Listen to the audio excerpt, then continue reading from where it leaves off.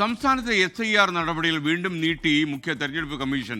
തെരഞ്ഞെടുപ്പ് കമ്മീഷന്റെ പുതിയ തീരുമാനപ്രകാരം എന്യൂമറേഷൻ ഫോമുകൾ ഈ മാസം 18-ാം തീയതി വരെ നൽകും. കരട് വോട്ടർ പട്ടിക 23-ാം തീയതി പ്രസിദ്ധീകരിക്കും.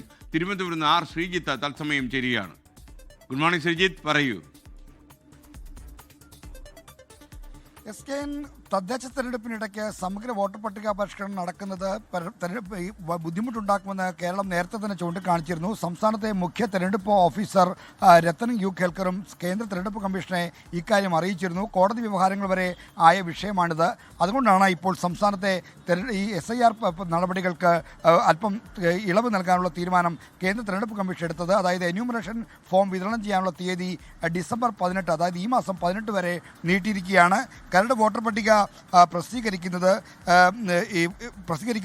23-ാം തീയതി ആയിരിക്കും. മാത്രമല്ല അന്തിമ വോട്ടർ പട്ടിക 2026 ഫെബ്രുവരി 21-നായിരിക്കും പ്രഖ്യാപിക്കുക. അതായത് എന്യൂമറേഷൻ ഫോം വിതരണം ചെയ്യാനും അത് പൂരിപ്പിച്ച് ആളുകൾക്ക് നൽകാനും കുറച്ചുകൂടി സാവകാശം ലഭിക്കുന്ന തീരുമാനമാണിത്. എന്യൂമറേഷൻ ഫോം വിതരണവും തിടുക്കപ്പെട്ട് ഇത് കളക്ട് ചെയ്യലും മറ്റ് പ്രോസസ്സിങ്ങുമൊക്കെ ജീവനക്കാർക്ക് ഉദ്യോഗസ്ഥർക്ക് വലിയ തോതിൽ സമ്മർദ്ദമുണ്ടാക്കിയിരുന്നു. മാത്രമല്ല തദ്ദേശ തെരഞ്ഞെടുപ്പിൻ്റെ ജോലികൾ വ്യാപൃതരായ ഉദ്യോഗസ്ഥർക്ക് മറ്റ് ജോലികൾ കൂടി ഏറ്റെടുക്കേണ്ടി വരുന്നത് കടുത്ത സമ്മർദ്ദമായി ആളുകൾക്ക് മാറുകയും ചെയ്തിരുന്നു. ഉദ്യോഗസ്ഥ തലത്തിലുള്ള ഈ ആക്ഷേപങ്ങൾ പരാതികളൊക്കെ തന്നെ തെരഞ്ഞെടുപ്പ് കമ്മീഷൻ തീരുമാനത്തെ സ്വാധീനിച്ചിട്ടുണ്ട്. ഇന്ന് ഈ SIR നടപടികൾ ചർച്ച ചെയ്യാൻ സംസ്ഥാനത്തെ മുഖ്യ തെരഞ്ഞെടുപ്പ് ഓഫീസർ സർവകക്ഷി യോഗം വിളിച്ചിട്ടുണ്ട്. രാവിലെ 11 മണിക്ക് തിരുവനന്തപുരത്തെ സ്വകാര്യ ഹോട്ടലിലാണ് ഈ സർവകക്ഷി യോഗം നടക്കുന്നത്. ലോകത്തെവിടെയായാലും ഏത് സമയത്തും 24 വാർത്തകളും ഓഗ്മെന്റഡ് റിയാലിറ്റി പാക്കേജുകളും എക്സ്പ്ലെയിനറുകളും വിശദമായി കാണാൻ ഞങ്ങളുടെ YouTube ചാനൽ നിങ്ങൾക്ക് സബ്സ്ക്രൈബ് ചെയ്യാം.